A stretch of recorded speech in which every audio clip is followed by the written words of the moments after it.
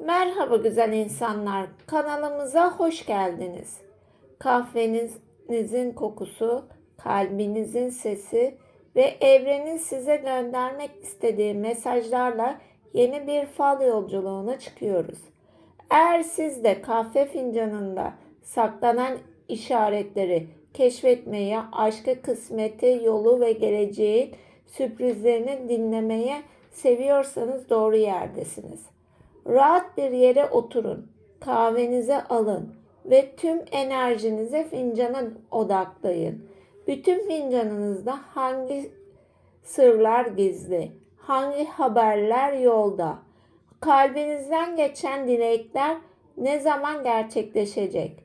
Falımıza başlamadan önce kanalıma abone olmayı, videoyu beğenmeyi ve yorumlarda enerjinizi benimle paylaşmayı unutmayın. Şimdi derin bir nefes alın ve kahvenin büyülü dünyasını birlikte adım atalım. Falınız hayranınız olsun. Şimdi falımıza geçiyoruz. Fincanın içine baktığımda ilk dikkatimi çeken şey dibindeki yoğunluk, koyuluk oluyor.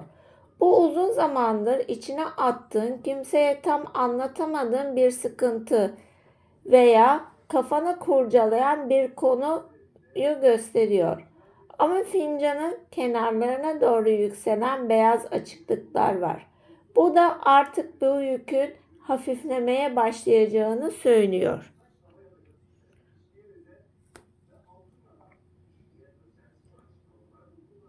Karşında sanki çok düşünceli ama güçlü durmaya çalışan biri var. Son zamanlarda bazı olaylarda hem hallederim diyerek yükü tek başına omuzlamışsın. Ancak kalbin aslında biraz dinlenmek istiyor. Fincanın üst kısmında iki uzun sütun gibi iz görüyorum. Bu bana iki kapıyı gösteriyor.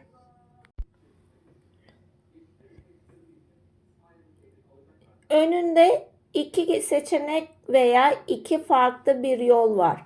Birisi daha güvenli ve bildiğin bir yol.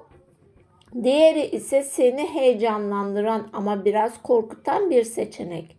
Fal cesaret ettiğin yolun daha hayırlı olacağını söylüyor. Sağ tarafta insan sünütüne benzeyen bir şekil var. Görüyorsunuz şurada insan sünütüne benzeyen bir şekil görüyorum. Bu kişi seni uzaktan takip eden, merak eden biri gibi görünüyor. Aranızda konuşulmayan bazı duygular ve yarım kalmış bir iletişim olabilir. Bu kişinin aklında sen varsın. Ancak gurur nedeniyle ilk adımı atmakta zorlanıyor. Aşk tarafında kalp enerjisi oldukça güçlü çıkmış. Özellikle fincanın alt kısmına yakın izler, yakın zamanda gelecek bir haberin işareti. Telefon mesajı, sosyal medya üzerinden bir iletişim veya beklenmedik bir karşılama olabilir. Eğer hayatında biri yoksa yeni bir tanışma ihtimali yüksek görünüyor. Bir kuş figürü de seçiyorum. Görüyorsunuz burada bir kuş figürü seçiyorum.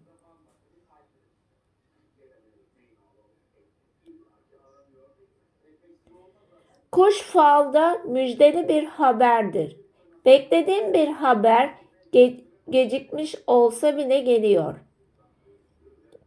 Özellikle önümüzdeki birkaç hafta içinde sevindirici bir gelişme yaşayabilirsin. Maddi konularda ise merdiven gibi yükselen çizgiler görüyorum. Bu da adım adım ilerlemeyi anlatır. Büyük bir para bir anda değil ama parça parça gelecek kazançlar veya fırsatlar görüyorum. İş, proje ve ek gelirlerle ilgili güzel gelişmeler olabilir. Fincanın bir köşesinde göz şekline benzeyen bir iz var. Bakın şurada göz şekline benzeyen bir iz var. Biraz nazar enerjisi hissediyorum. Başarılarını ve planlarını herkese anlatmamaya çalış. Bazı insanlar seni sessizce izliyor olabilir. Aile tarafında yaşça büyük bir insan figürü çıkmış. Bu kişi senden haber bekliyor veya senin için içten dua ediyor gibi görünüyor. Yakın zamanda onunla ilgili güzel bir görüşme yapabilirsin. Yolda görünüyor kısa ama ani bir seyahat var. Bu yol su kenarı veya şehir dışı bir yere işaret ediyor olabilir. Yolun sonunda güzel bir görüşme ve yüzünü güldürecek bir gelişme var. Dilek kısmına baktığımda dileğin ağır ağır ilerliyor ama önü açık. Falda 3 vakit enerjisi belirgin. Bu 3 gün, 3 hafta ya da 3 ay olabilir. Dileğin gerçekleşmeden önce küçük bir engel çıkıyor. Ancak sonrasında kapılar açılıyor. Sana falın son sözünü söyleyeyim. Uzun süredir beklediğin bir konu sonuçlanmaya yaklaşıyor. Geçmişin yükünü bıraktığında önünde açılan yeni kapıyı göreceksin. Aşk, haber ve başlangıç enerjisi fincanında çok güçlü. Kendi değerini unutma. Çünkü seni bekleyen fırsatlar düşündüğünden daha yakın. Falın hayrına çıksın. Şansın ve kısmetin açık olsun. Fincanımda gördüklerim bu kadar. Şimdi tabak falına geçiyorum.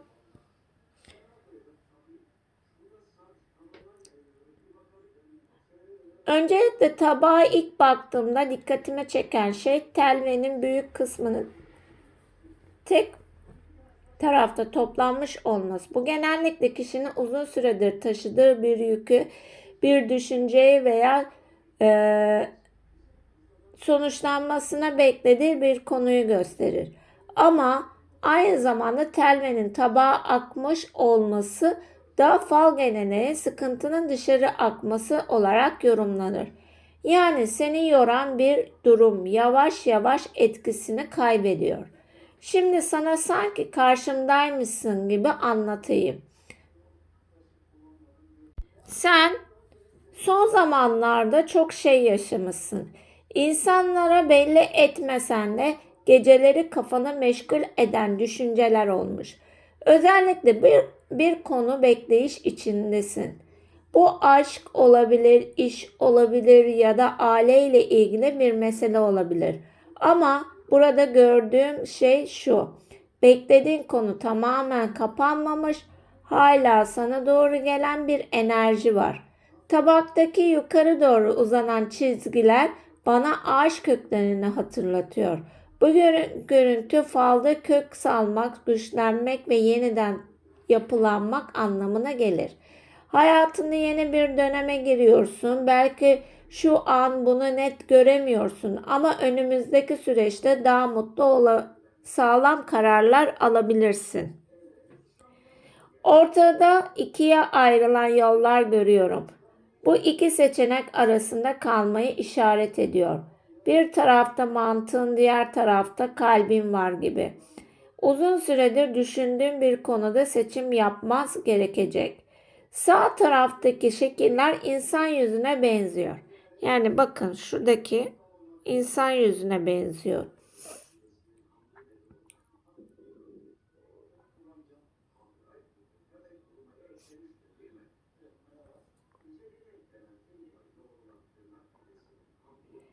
Bu kişi seni merak eden biri olabilir. Özellikle senden haber bekleyen ve senin adım atmanı bekleyen bir enerji hissediyorum.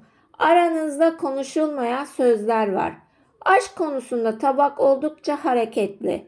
Bir kalp kırıklığı enerjisi görüyorum. Ama bu geçmişte kalmaya başlamış. Kalbin etrafında yeni bir ışık oluşuyor.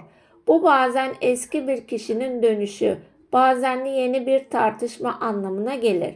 Fal'ın söylediği şey şu: kalbin yeniden heyecan duyacak.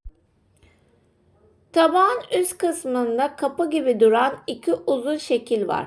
Bu çok güçlü bir semboldür. Yeni kapılar açılacağını gösterir. Özellikle iş, eğitim ve yaşam düzeyinle ilgili bir değişim olabilir. Para konusunda ise telvenin aşağı doğru akması dikkat çekiyor. Beklenen bir para ödeme veya kısmet görünüyor. Büyük bir servetten çok rahatlama sağlayacak bir kazanç gibi duruyor. Şimdi şu küçük detaylar çok ilgimi çekti. Tabağın sağ kenarında göz gibi duran bir iz var. Görüyorsunuz şu tarafta göz gibi duran bir iz var. Nazar sembolü olarak da yorumlanır. Son zamanlarda üzerine biraz dikkat çekici bir enerji olmuş olabilir. İnsanlar seni düşündüğünden daha fazla konuşuyor olabilir. Aile tarafında yaşça büyük bir erkek figürü görüyorum. Bu kişi sana destek olmak istiyor ama duygularını çok belli etmeyen biri gibi. Yol enerjisi de oldukça güçlü çıkmış. Kısa bir yol görünmüyor. Daha uzun bir planlı bir yol görünüyor. Bu şehir kişi ve denize aşan bir plan bile olabilir. 3 rakamı dikkatimi çok çekti. Falda 3 vakit sembolü belirgindir. 3 gün, 3 hafta veya 3 ay içerisinde beklediğim bir haber geliyor. Tabağın kenarında oluşan şekil ise bana bir kemer ya da köprü görüntüsü verdi. Köprüler falda iki insanın yeniden buluşmasına, aradaki mesafenin kapanmasını anlatır. Eğer küs olduğun biri varsa iletişim ihtimali var. Falın gelen enerji ağır başlamış ama sonu oldukça aydınlık. Sana falın son mesajını söyleyeyim. Geçmişin yükü arkanda kalıyor. Önünde açılan iki kapıdan birini seçtiğinde hayatındaki durgunluk bozulacak. Beklediğin haber geliyor. Kısmetin açılıyor ve seni mutlu edecek bir görüşme görünüyor. Sabırlı kal çünkü geciken şey tamamen kaybolmuş. Değil sana doğru yaklaşıyor. Dileğin içinde güzel bir enerji çıkmış. Tabağın akışına göre dileğin gecikmeli olsa da gerçekleşme yolunda görünüyor. Falın hayrına olsun, kısmetin açık olsun. Evet, sevgili dostlarım, bugünkü kahve falımızın sonuna geldik. Umarım fincanınızın anlattığı mesajlar kalbinize dokunmuş ise umut ve güzel enerjiler vermiştir. Unutmayın, fal yalnızca bir rehberdir. Hayatınızın gerçek yönünü belirleyen her zaman sizin seçimleriniz ve anlattığınız adımlardır. Eğer yorumumu beğendiyseniz videoyu beğenmeyi, kanalıma abone olmayı ve bildirim zilini açmayı unutmayın. Ayrıca fincanınızda en çok hangi sembolü gördüğünüzü ve yorumlardan hangisinin size uyduğunu aşağıdaki yorumlar bölümüne benimle paylaşabilirsiniz. Bir sonraki kahve falı yolculuğumuzda yeniden buluşmak dileğiyle. Şansınızın bol, kısmetinizin açık, yolunuz aydınlık olsun. Kendinize iyi bakın, sevgiyle kalın, hoşça kalın.